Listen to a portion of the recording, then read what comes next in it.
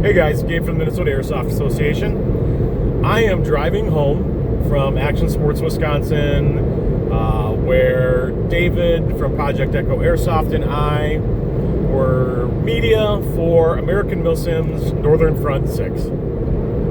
And we decided to go, and mixed success, we decided to go to film what makes American Milsim different than what we get locally in Minnesota within our 1 hour sphere of games. So your Big Lake Tactical, Crossfire, Champion Valley, Twin Cities Airsoft. And again, like I said, it was successful. And what made it successful was we saw a lot of people we knew. We reinforced our reputation, our image as just being at Airsoft events, being informative, being helpful. The American Milsim staff was really welcome, and they were like, oh gosh, if you guys want to come again, don't worry about press passes, just come and let us know and we'll hook you up. So, we'll see how that goes. We met new people, which was great. And for David, who had never been to Action Sports Wisconsin or to an American Milsim game, and to me, who it's been a couple years since American Milsim, and I had a mixed experience, it was an opportunity for us to see how they are now. The last time I played at American Milsim was 2023, I want to say. Whatever Northern Front 4 was. So, we got to experience all those things. Did we get to film as much as we wanted to? We didn't. David got involved with helping some people fix some guns, and that took longer than he expected. We were really hoping to do some live streams, and the internet, for various reasons, didn't work out the way we hoped it would as far as getting good connection. We did end up doing a Project Echo Airsoft After Dark, and that was great. But we were pretty tired, and it was late, and we were hoping to do a couple more. I did get out on the field. I did use the Pocket 3, and I did use my phone quite a bit. I posted a lot of shorts that actually worked out really well for our YouTube channel. But, every time we go out, we learn a little bit more about filming. David has this wonderful setup for his studio, but every time he does one, he's like, yep, I need to change this, I need to change that, I need to get something new, and he has a lot of plans and dreams for how that's going to turn out in the future. So, successful group, or successful trip. I want to, as I'm driving home and I have 2.5 hours to think about this, once again talk about what makes American Milsim, and then any Milsim branded game, whether it be Milsim Light, Milsim Heavy, a sprinkle of Milsim, that's a patch I'm going to make, a sprinkle of Milsim, copyright Gabe 2026. What makes a Milsim a Milsim? And we've talked about it before. Milsim's a very wide-ranging topic. What do I think makes Milsim? First of all, planning and logistics. I think if you're going to do a Milsim, your registration has to be solid. There's going to be some kind of command structure in as much as you're going to have a commander, you're going to have platoon leaders, maybe squad leaders. There is an intention of trying to keep some kind of cohesion to your group. And when I say this, I'm saying, and this happens at small games too, oh, I'm blue, I'm red, okay, join a squad. Well, what squad? Just your group of friends. At a Milsim event, they do try to put you into actual groups, squads, with a squad leader. And something that has come up before with us, and then something that Bo said during his briefing, is any game is only as organized as the players are willing to let it be. So if you go to a Milsim West, you're in it 100%. You want that military experience, so you're going to roll with your squad the whole time. you die and you have to go respawn, you're going to come back. You are in it. So when you go to a Milsim game, and this goes back to the planning and logistics side, is you are paying for that experience. So if you decide to just fuck off and just go run and do kills by yourself or your buddy, you can still do that. And you might even get tasked to do that, but the intention is for Milsim events that you're going to be put in those squads and you're going to stay with those squads. There's going to be a wide variation of how that works out. Like maybe you die, you go back, or you go back to spawn. Do you go back and find your squad, or again, you just join someone else? Intention. So Milsim games, you're going to get put into squads. How dedicated you are to that squad is up to you, but you're buying into that. As it relates to Milsim West, again, that's something that Bo said. I'm sorry, American Milsim. That's Bo said it. He said, like, hey, you want to just do your own thing, do your own thing. But the planning, the logistics, they actually plan missions. Their intention is that they can control, they can send missions to your team commanders, and your team commanders make game decisions based on that intel, based on that Frago mission, based on time checks for certain tasks, that you are going to then deploy your squads in such a way that you can succeed, or that you can attempt to succeed to complete those missions, those objectives.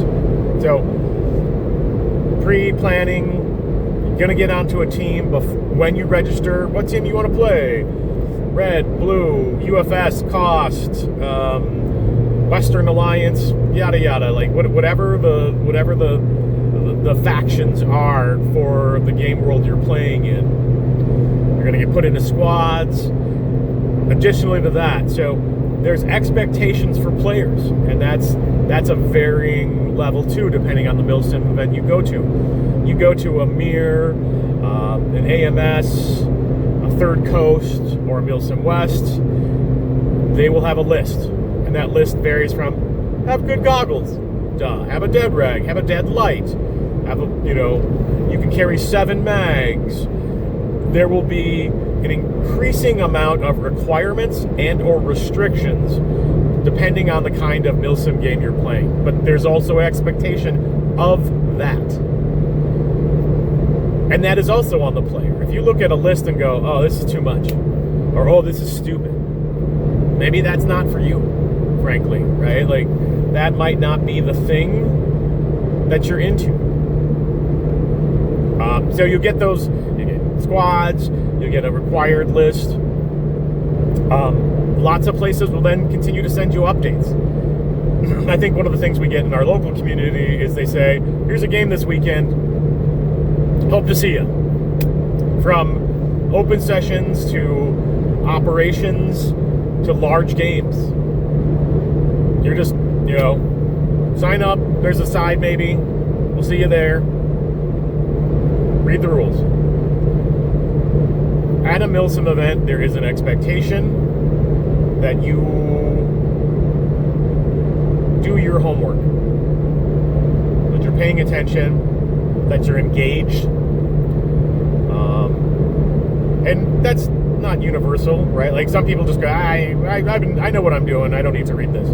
I am totally a victim of this. I play that. I've been playing 29 years. I don't need to read the rules. And then something comes up and I'm like, oh crap, I should have known that was a rule. It kind of depends for me on what my interest level is. Like, I'm really interested in launchers and anti-technical, so I usually follow those rules. But I was called out yesterday for something where I was like, oh, that was in the briefing and you just didn't pay attention. I was like, oh no, not for Northern Front 6 at all, but for other things. So again, you have to be engaged, and there's that expectation, and it's on you, players, if you're going to start playing these. Anything that is branded as Milsim is that you're in for that larger experience. Some of the stuff I'll talk about now still involved with what I think you expect in a Milsim experience. This varies wildly, and also is one of those things that not everybody cares about. Medical cards. I've done a video or two about this already. In all the bigger games, they're going to have medical staff on hand in some regards. They want you to carry a medical card. It's liability for them, but it's also convenience for them if you get injured. I think it's a good thing to do. I think everyone should have a medical card, whether you're playing open session. I think you should have a medical card when you're driving home from Wisconsin, right? Like, I think you should have something in your wallet. When you're younger and you're immortal, you don't care, but when you're older, it's a thing. I think that's a thing that, they, meaning all Milsim games, because they're dealing with large numbers of players, again, there's an expectation of professionalism. You're trying to make sure that they can manage the players, and that's going all the way back to logistics. I think it's like I said, I think it's a good thing. That is part of your registration in most of these bigger games.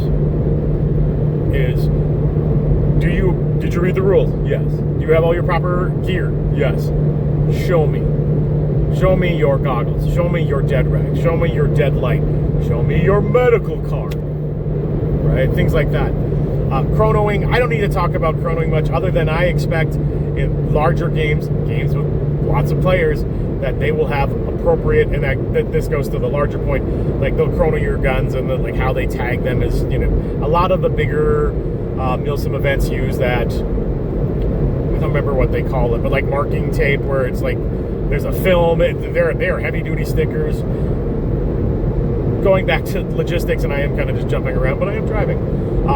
Logistics is staffing. When you go to a larger Milsim, and again, that varies depending on the event, I expect staff. I expect dedicated game staff, dedicated referees, and those can be, often are, should be mutually exclusive groups.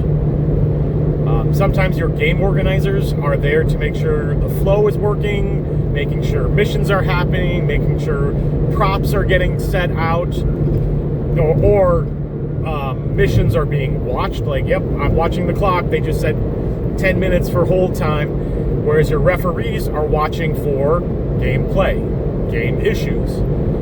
Can there be overlap? Of course. And at some point you only have so many people. But I expect there to be more staff. I expect there to be just administrative staff. I checked in late. I have a question about something.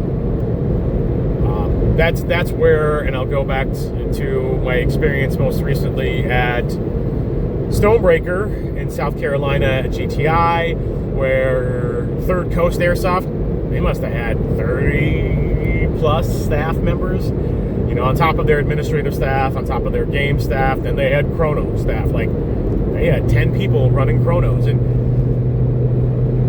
I think players don't realize all the time, and they don't care. Maybe they don't care, because you pay $200, $150, $200 to play a game.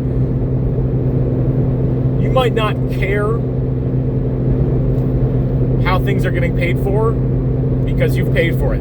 You just want it to work. Like, that's all, right? So, but like, they had dedicated chrono staff at Third Coast Airsoft. So like, that's something too. I want a well-run, and I think there's an expectation, again, player expectation, that you have a well-run registration, chrono, safety briefing kind of thing. And this really comes again from how much staff is available. There's also a degree of what's the word, reputation. Like, you go to a Third Coast game, you expect to see Sal. You go to an AMS game, you expect to see Bo. You go to a Milsim West, you're going to see Josh Warren. You go to a Mirror game, you're going to see Alex Patarakis. So, like, they are usually involved. You want to see them. You go to a Lion Claws, you want to see John Liu. They do They might not do the rules briefings, many times they do, but they're there to greet, meet, talk. They're the faces of those organizations. And that's important too. That's part of staffing. Ultimately, there is always one face that you're going to know, and you're going to go talk to that person, and you just hope that that one person knows, and they usually do, knows what's going on. And it might not be like, hey, where are the bathrooms? That might be too granular a question for the head of the face of the organization, the face of the event. But, again, I don't know, but blah, blah, blah, and he's my head ref. He's my head chrono guy. He's my game organizer. There's that expectation. And I think that's fair. When I go to a bigger game where I've spent money, I have the expectation, they have the expectations as well, that it's going to be smoothly run. And they do that, meaning the game organizers, because they want you to come back. They want your experience to be great, because one bad experience can sour an entire series of games, an entire game organization to you. So, organization, logistics, planning. When I go to a Milsim event, I'm not expecting an open session. I want missions. I want objectives. I recognize that I'm not going to know it, and this is where, I'm a little OCD about this. There are times when I want to know what's happening, and it's from my position in an event. If I'm just a rifleman, it's part of X squad, in X platoon, in X, whatever. I might not get to know. I probably don't need to know. I like to know. But I expect there to be some overall grand plan for this event. I want to know that every 15 minutes, every hour, every 6 hours, that there are missions coming in, they're assigning them to squads. How can I support that? What is my job? And I heard at the American Milsim Northern Front 6 game, there were a couple guys who were like, I didn't know what the mission was, but I kept on being told to support Bravo squad Bravo team while they were doing this. And that was enough for them to a point. A couple guys were like, I wish I would have known what the overall goal was. And part of that is not on the game organizer or even the commanders, the top level team commanders. It's your squad leads. It's the people around you.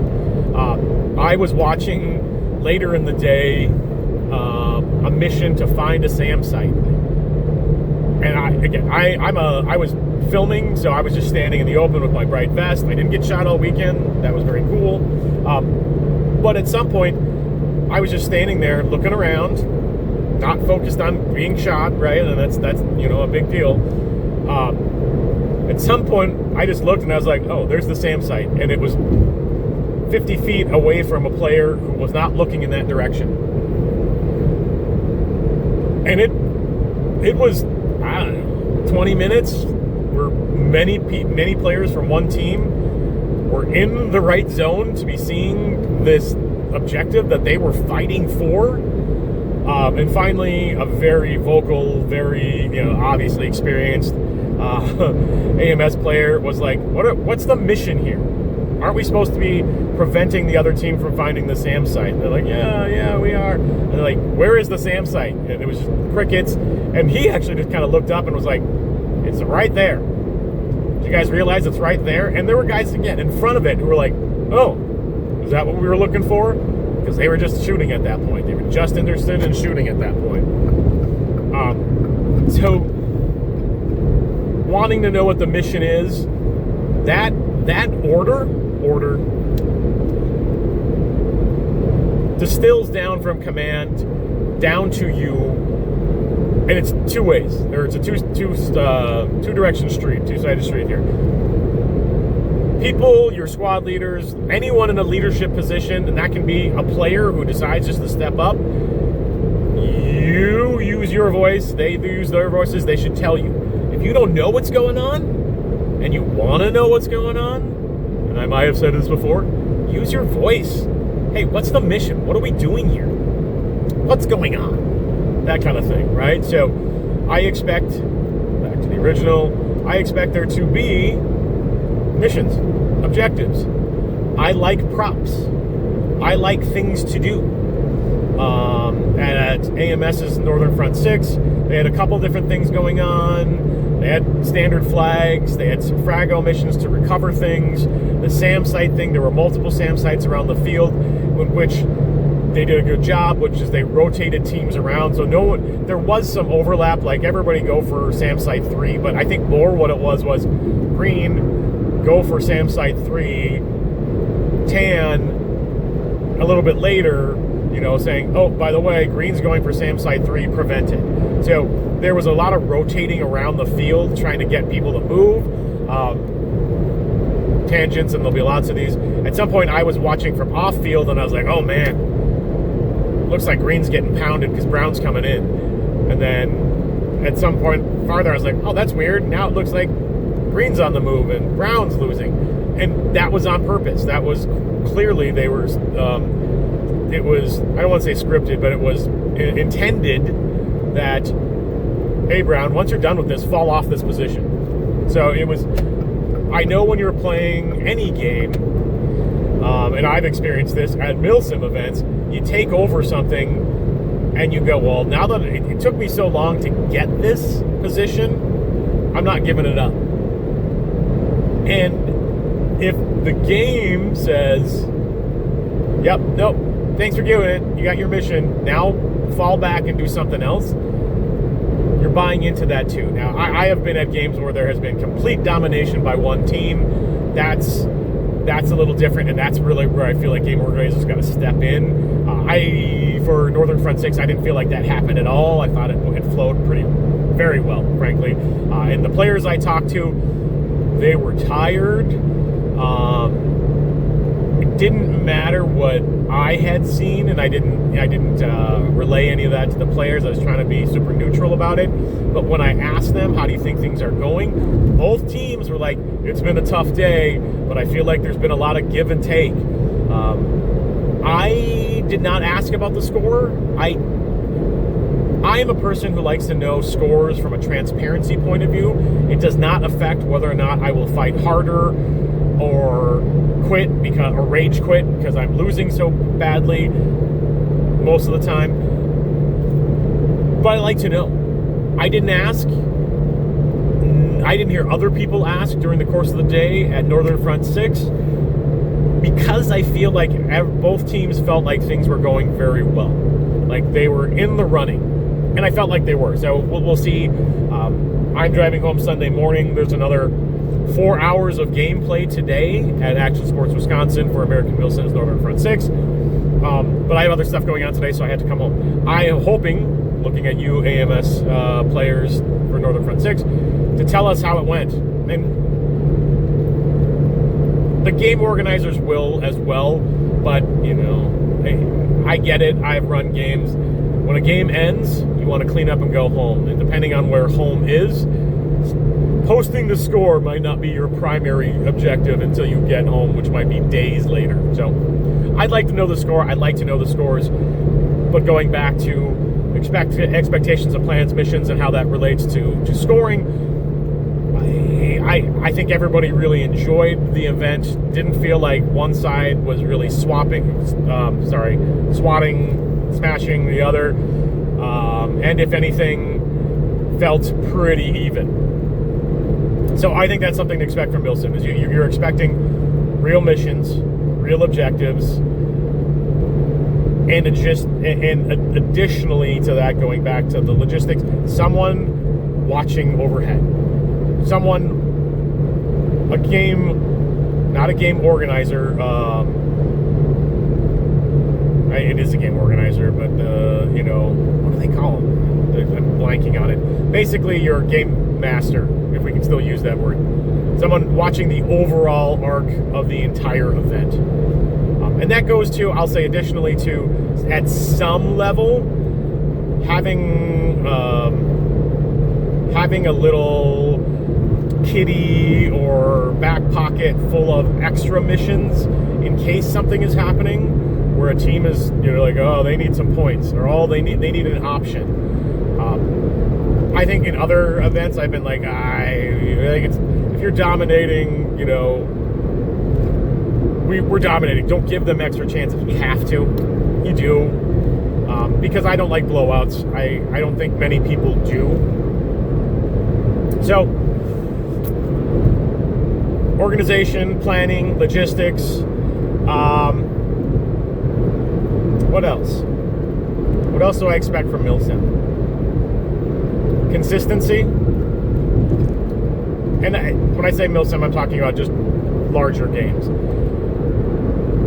This goes to everything else. I like it, and this is a hard standard for anyone, any field or game organizer to do, is keeping it professional, keeping everyone energized the entire time. And I'm talking about their own staff. But how do you, and that goes to the players, how do you keep everyone engaged the entire time? Northern Front 6 was a 10.5-hour game straight. And I didn't get into it, but, when you go to one of these games, can you leave? Yeah, man. If you're, but recognize the rules around that. If you go to a Milsim West, and for any reason, if you go, I'm tired, I'm not going to do this, or you're basically doing a DOR, a drop-on request. I'm going to sit this one. Okay, cool. Are you all right? Because if you're doing this, you're out of the game. Well, I paid $200. You paid $200 for this experience. Again, varying levels. At a Milsim West, they have very high standards. At every other game, hey, I'm not feeling well. I'm going to go back to my car. I'm going to take a nap, Alex. You can do that. I want to eat. I want to eat lunch. You should have brought food on the field. I didn't. Okay, well, tell us when you're going to go back. Varying levels of, dedication to this. You play 10 hours, you play 8 hours. That's a change from a lot of our local people who are used to the longest game you're going to play is 45 minutes to an hour. So, at a Milsim event, I expect, or any large game, but Milsim's specifically, I expect you to have a fob bag, forward operating base, basically a base bag, or a base wagon, or a base Pelican, or whatever it happens to be. You need to bring your own sustainment gear with you, and how much gear you bring depends on the game. We were with, so David and I walked with the teams to their starting points to get some starting video. We'll post that later. What people brought varied a lot. Some guys brought easy ups and tables and chairs and brought that out to the woods where their bases were. And I was like, that's a lot. I don't want to hump all. And what I see when I see that is, who's going to go back and get that at 10:30 at night or whatever at the end of the game when everyone's exhausted? I don't like to bring too much, but I probably bring too much. Again, varies on the player. I saw guys just with bags, duffel bags, backpacks, BBs, air, food, water. Those are your basics. I saw guys bringing wagons out. And I'll just sidebar. I was a person who didn't believe in. I think those wagons, tactical wagons, are stupid. Until I needed one, and then I bought one, and I was like, oh, this is super nice. It does mean I carry more stuff, but depending on the game, that's what you want to do. So, a fob bag, and to the other extreme, there were guys who are like, nope, everything I have is on my back, and I'm going to carry it all day. Again, there's some young hard chargers, and some of them are being hard, some of them are just don't trust, some of them are, like whatever. I don't need that much. And those players also, I didn't see those guys leave the field. 10.5-hour game for Northern Front 6. People definitely left the field to take breaks. It was hot. It was in the mid-80s. People got hungry. People needed extra water. And I'll talk about the water thing, and I've said it a couple of times before, but that's having some kind of sustainment gear with you more than you would but you don't need much when you're doing an open session. That's another higher level of expectation for your play at a larger event, Milsim event. Water, just because it happens. AMS does this thing, and I have mixed feelings about it. Part of it is the all for one, one for all, which I do agree with. The other part is the waste. And it's not waste, it's just AMS has a thing where they go, hey, by squads, by teams, and it's kind of a standard. Everybody bring a case of something to drink. Water, Gatorades, whatever. And then you drop that off at your base. They talk about it like it's a requirement, like if you don't do it, you're going to get kicked out. It's not the case. It's really this is that all for one, one for all thing. Hey, do a nice thing, bring water, drop it off. We'll make sure it ends up at the fob. We'll make sure that you're hydrating as much as possible. Overall, I think that's a good idea. It's how you promote it, or maybe how I've read it and then how I perceive it. Again, I think it's a good idea because we all know people who don't drink enough water because they don't have it. I know plenty of people who bring tons of hydration and still don't drink it, and that's a player issue. That's not a game issue. I'm fine, and then next thing you know, they're shaking and they're passing out. So I think things like that is something else I see at larger events, is not a rule, but a suggestion of take care of your team and take care of everybody, right? But so that's the water thing. I always wonder when you have. So we had probably, for Northern Front 6, 250 plus players. If every person brings a case of a 12 to 24 pack of water, like there's math here and I don't do math, but like what's the amount that's left over? And what do you do with it? Now I know it, like, and AMS isn't the only people who do this. I've seen this at other games. Like, what usually happens? If it's at a field like Action Sports Wisconsin, usually AMS said, hey, this is left over. Go ahead, you guys take this, give it away at your future games. Great. But like, it's not going to go to waste. But again, it's not a bad thing. It's just how you're promoting it. And there's always leftover. I didn't see. Again, I wasn't paying attention. I know the last time I went to a larger event that had that requirement, there was like 30 cases of leftover stuff. And if it's not like a dedicated field, someone's got to hump that out. Is this kind of a minor, or even am I quibbling over something silly? I probably am. I hate when people say this is a rule and then it's not a rule, or this is a requirement and then you don't enforce the requirement. Like every game in the world says have a dead rag, and then says if you don't use a dead rag and you get overshot, it's on you. I'll be honest, if you want people to carry dead rags and it's a requirement and you expect them to use it, make it a violation of the rules if you don't. Hey, player, you're walking around. Are you dead? Yes, I'm dead. Where's your dead rag? I don't know. I don't have it. I'm not wearing it. War crime, 10 points off your team, 100 points off your team, something like that. Is that also me quibbling over a rule that is generally probably not that important? I don't know. I think it is important, but maybe that's just me. Since I just said it, war crimes. I think it's a funny word that's not funny in the real world. Like when you play a game, Milsim related, larger event, infractions of rules should have penalties. Someone doesn't call their hit. Someone disregards something. Someone destroys props or property. Someone argues with staff. Like infractions of the well-established and explained rules should have a penalty, and that's what most games call a war crime. And it turns out, in a lot of games, war crimes can make or break a team. At Third Coast Airsoft's Stonebreaker, but other games, if your technicals drive too fast in areas that they're not supposed to, war crime, points off.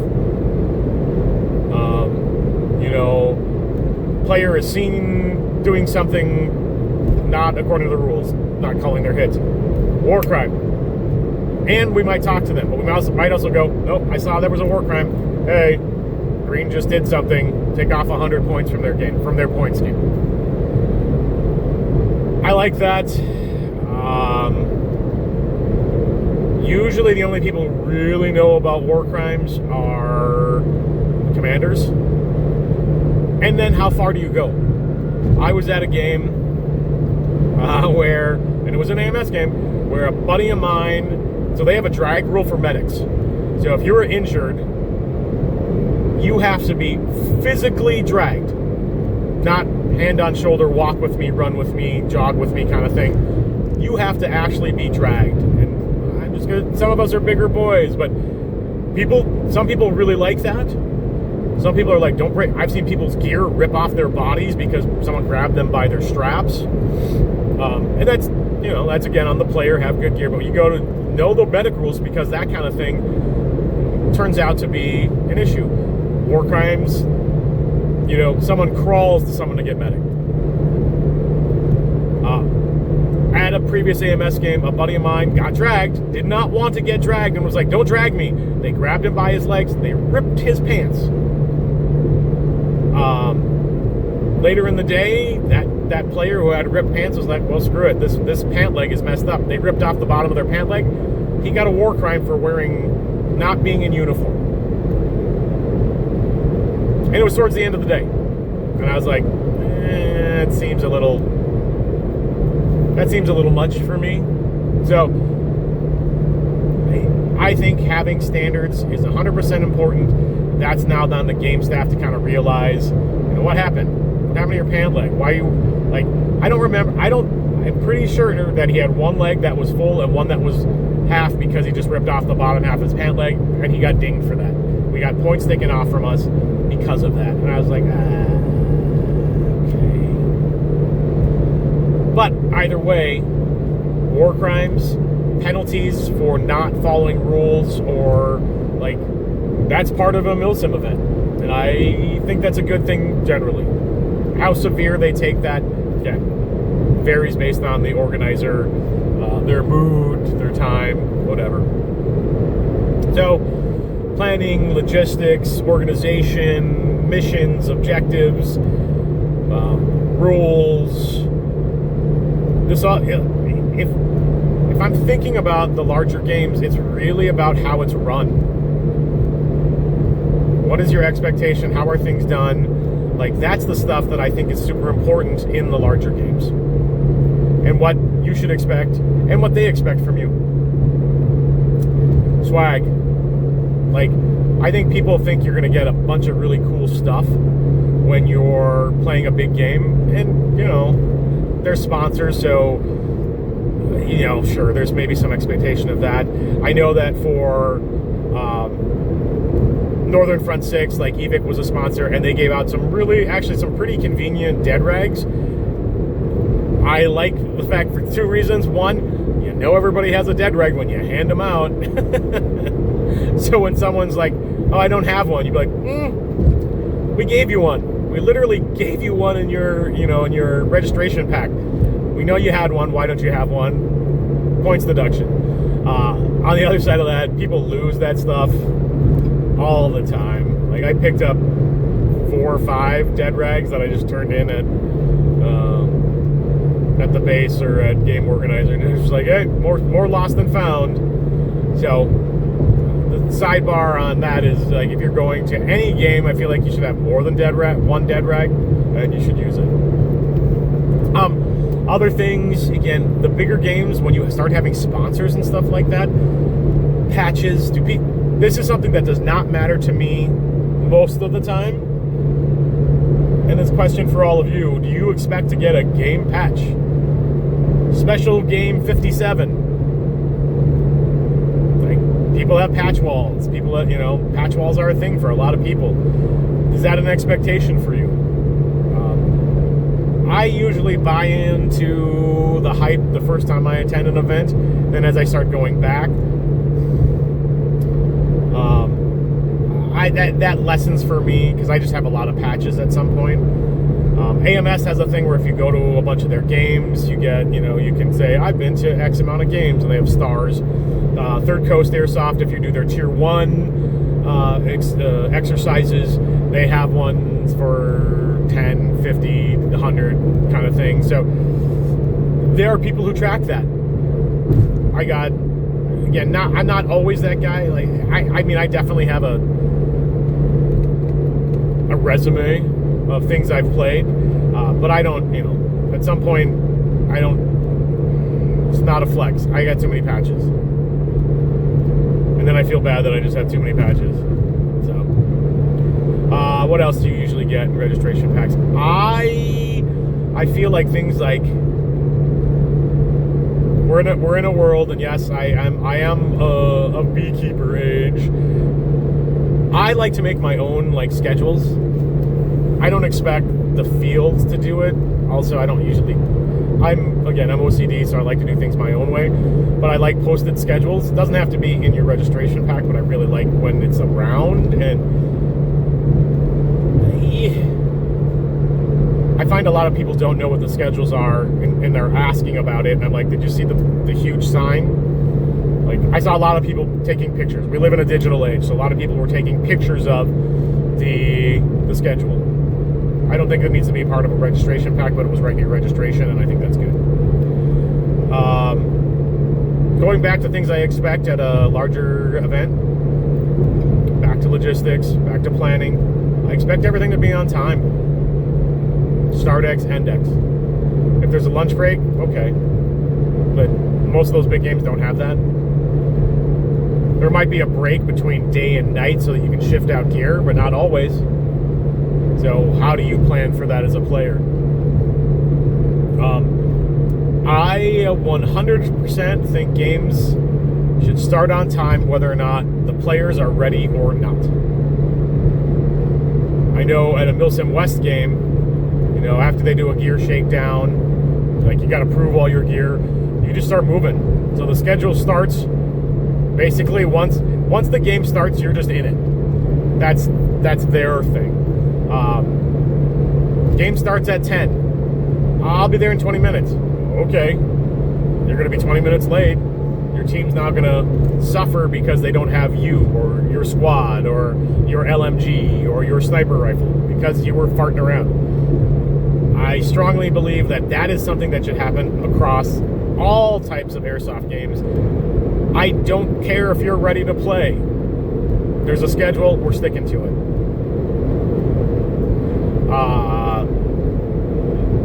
Back to organization planning. Safety briefs. I like, and it's not a requirement, and it's a variation again, depending on the kind of the organizer you're playing with, where there should be, in my opinion, multiple safety briefings, so players who start drifting in Friday morning, Friday afternoon, Saturday morning, Saturday late can get their briefing. At AMS, I think they did 3 briefings, 2 on Friday, 1 on Saturday morning. At Third Coast, God, do they do them every half hour? It's something like that. It is a high frequency. And for something like a Third Coast, you go and you register, and that starts your process. And then you have to go do your safety briefing, which they do at frequent, intervals. Then you get something else, and then you can chrono. You can't even chrono at a Third Coast Airsoft game until you've registered and done your safety briefing. They have a very good process to make sure, again, expectations of the game organizers for the players. Yep, this guy has done everything he needs to so he can chrono.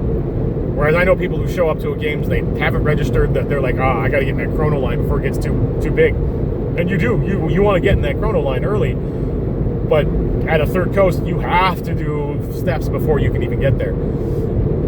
AMS didn't do the same thing, but they had that multiple safety briefings. So, and it helps them. Like, you don't want a safety briefing with 250 people at it. You want to do small, 50 to 75, right? You want to do smaller groups.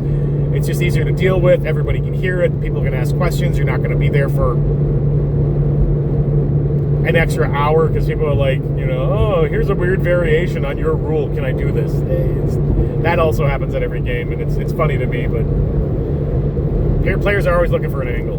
So I think that multiple safety briefing thing is really nice. All right, I'm all over the place. Not driving. I'm being very careful. But this video. I think a lot of people talk about Milsim like it's the pinnacle of your airsoft experience. And it doesn't have to be. There's a lot of players who just are like, I like open sessions. I am in this for fun. My fun is going and playing for 30 to 60 minutes at a time, taking a break, getting some sun on my face. I like to sit in my yard, in my lawn chair, and have a Gatorade. I don't want to be pressured. Cool. There's nothing wrong with that. If and when you're ready to do something more challenging, there are options and there are steps. I think, personal opinion, if you're talking about your, I don't want to say entry level, but I've heard others say it. I heard Bo say it, which I thought was kind of cool. For AMS games, he's like, we're a transitionary step for people who want to get into bigger games, and I think that's a lot of us talk about that. How do you start? Where's your sprinkle of Milsim dust to start getting a feel for some games?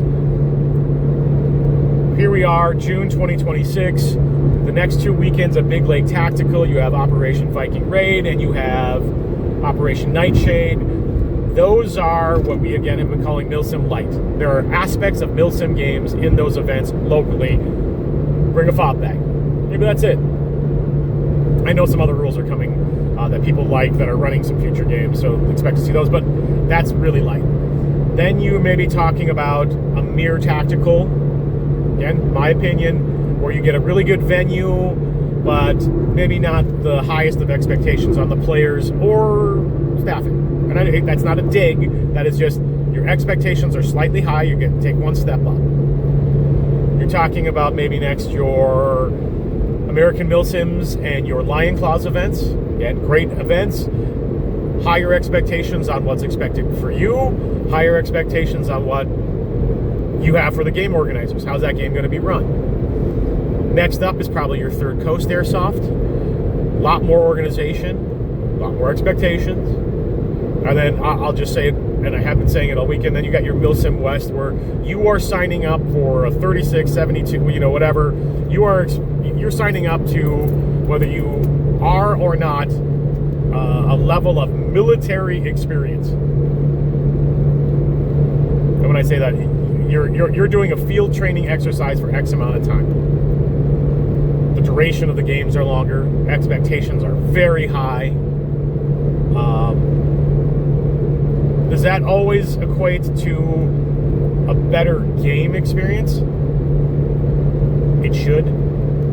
Now, that doesn't mean that you go to a mere tactical game and go, I'm not expecting much from this. No, you should. Every game should. And game organizers are trying. Every game organizer is trying to provide you with a fantastic venue and a fantastic event. That is always their goal, because if they don't provide that, you don't come back.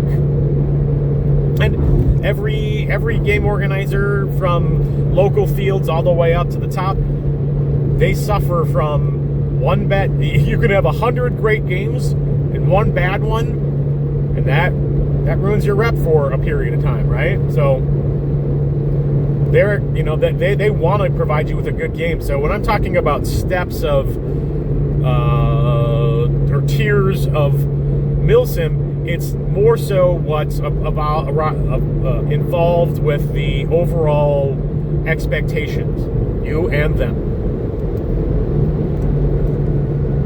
I personally feel, so again, if you're an open session person, that's what you want. If you're a Milsim hard charger who wants to do only Milsim West, that's the pinnacle.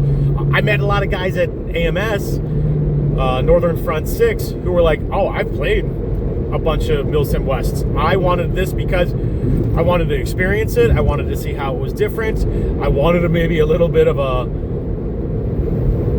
I don't want to say easier, but less pressure experience. And all of them were like, yeah, no, this is great. Like this is more fun, whereas that higher experience where I'm playing for 72 hours and I'm sleeping in my goggles and that kind of stuff, I also find that fun, but it's a different kind. It's a challenging fun, whereas this is a legitimately just laugh out loud kind of fun. So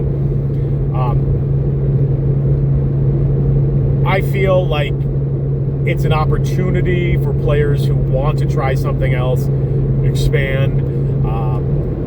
Totally not related to Milsim, but like Speedball, Speedsoft is a thing. In Minnesota, we're going to have an indoor field opening again pretty soon. That will be, I feel very strongly, more of a Speedball kind of thing. People, it'll CQB versus Speedball. What's the difference? How you play, right? Like if you're flutter fingering, you have your 4-finger trigger and that kind of thing. That's a very specific kind of technical play, but that's a different kind. I think all Airsoft players should play that too. And then go, yeah, not for me. Or, oh, I didn't realize that's what this was about. I like this. I like running my AAP with an HPA adapter and an M4 mag and, fast trigger. I'm going to use my middle finger to shoot. It's not my thing. As it pertains to Milsim, there is an established Milsim community in the United States, in the world, but as it relates to the United States. And for our local players, looking again at the Midwest players, Minnesota players, there are people going to all these Milsim games. And if you want to go, you're not alone. I see all the time on places like Reddit and Facebook, like, I want to do my first Milsim game. Okay. What do you want to do? How deep do you want to jump into this hole? And there is a financial part of this that I haven't spoken about, and I guess I can lightly talk about that too, is, in open sessions, $30-$40.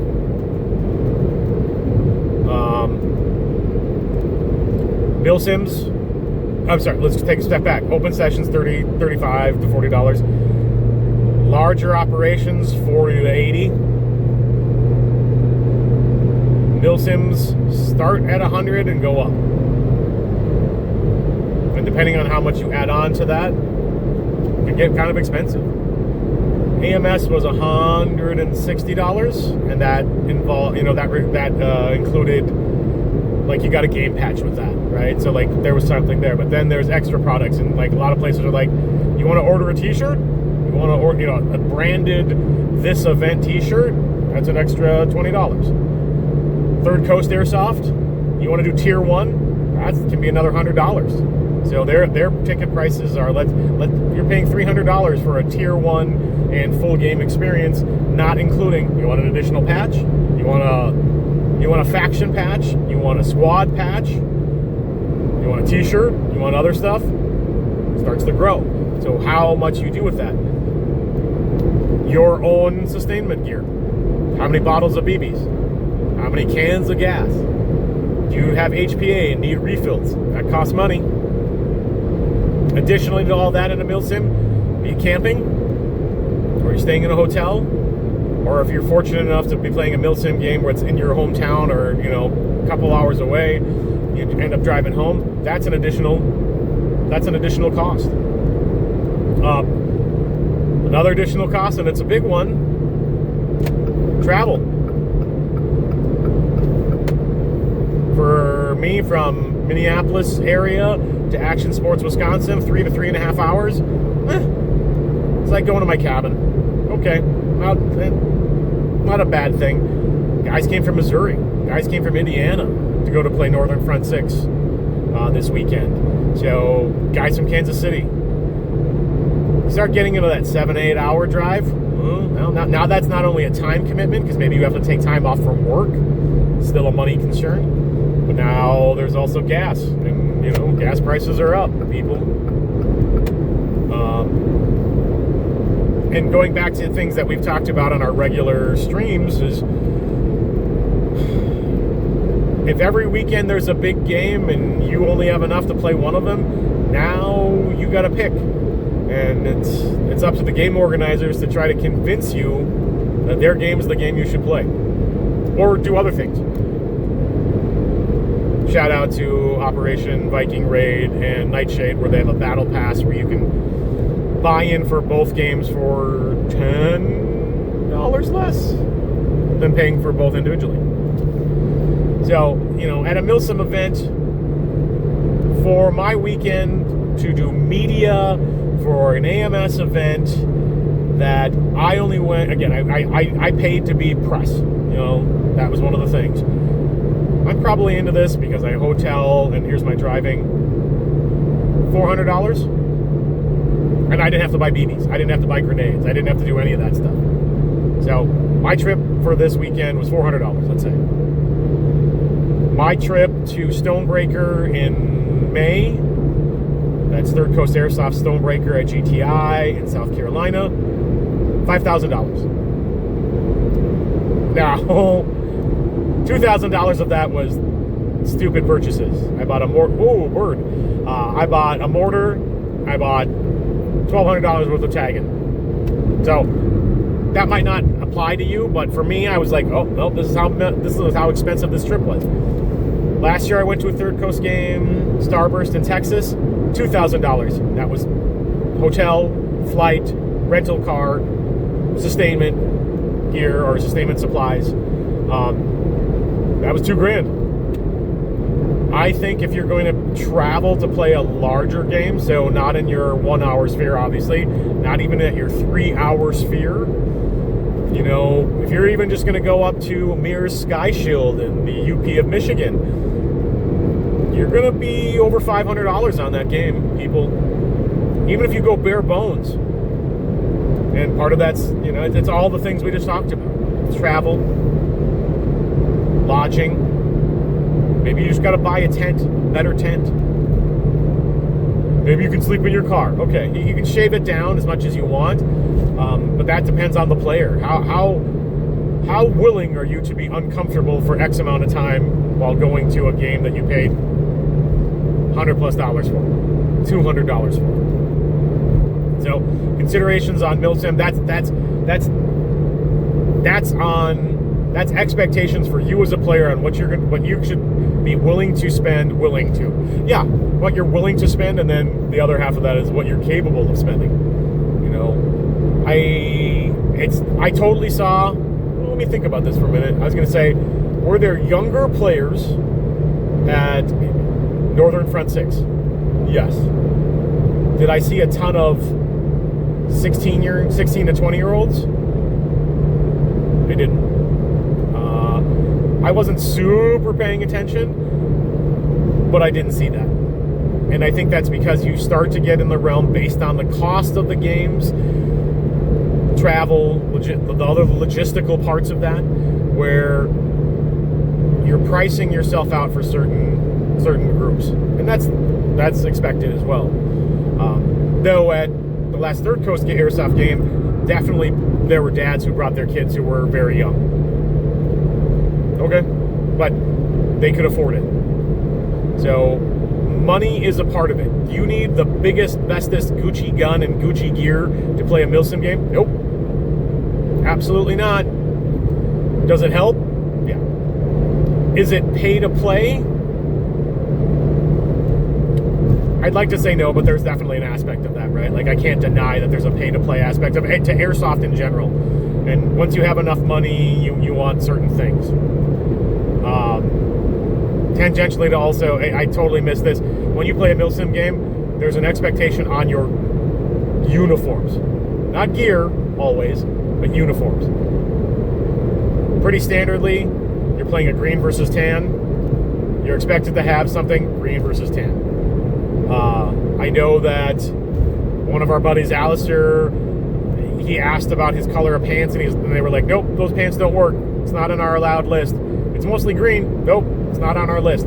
Guys, if you're going to go to a Milsim game and you have something very specific, I have Australian Eagle Force 10 camouflage. Can I wear it? It's green based. If it's not on their list, don't ask. Just buy what's required of you, guys. I get wanting to have cool camo, and I have friends who collect uniforms, and they're like, oh, I wish I could wear blah, blah, blah. And I'm like, at some point, I was not a multicam guy forever. I was always going to play a green team. And at some point, I started playing a team that was brown, and I jumped in whole hog, and now I have a $1,000 green rig, woodland rig, and $1,000, multicam rig. I'm an old man who's got some money, and I'm stupid with it. I'm irresponsible with my money. So that happened. Just try to have the right kind of base gear. Uniforms. And the reason I say difference is a lot of places are like, have the right uniform, then we don't care what your gear is. Interestingly enough, for AMS's Northern Front 6, and I think this is their standard now, like, if you're wearing all green, but your face mask is brown, your face mask is your lid and your face mask are part of your uniform. It's not gear, it's uniform. So they're like, if you're wearing an all black, when it gets darker, nobody knows, but like during the day, that was war crime territory. If you're wearing a brown face mask, actually, I think they said they just weren't going to allow you to, but at some point, I bet you they just docked points. So that's a consideration too, is making sure you have the right uniform, which costs money. Some players are like, oh, I'm going green. Why are you going green? Because all I have is green. Cool. If that's what you got, then the decision was made for you what team you were going to play. Other guys really like certain colors. That's why they go that way. Other guys will go, I'll bring both. I know that at some of us, depending on the game, maybe the game organizer, if they know us, will be like, hey, could you bring both colors of uniform just in case? Just in case we need you to flip. Yeah, okay, cool. But again, that's, usually players who've been around a while or again, are stupid with their money. All right. I talked about a lot of stuff. This is, again, just random driving rant. I might do this in a more organized fashion, but this was a good brain dump. It helps me stay awake. And a lot of this is on the top of my mind, so I just thought it was worth sharing. All right, everybody. This is Gabe from Minnesota Airsoft Association, coming home from Action Sports Wisconsin for American Milsim's Northern Front 6 event on June 6th and 7th, 2026. Look for more stuff from us coming out June. Every weekend in June, there's a big game happening in Minnesota. So we'll be there for every one of them, both myself and David from Project Echo Airsoft. This is Gabe signing off. Take care, everybody.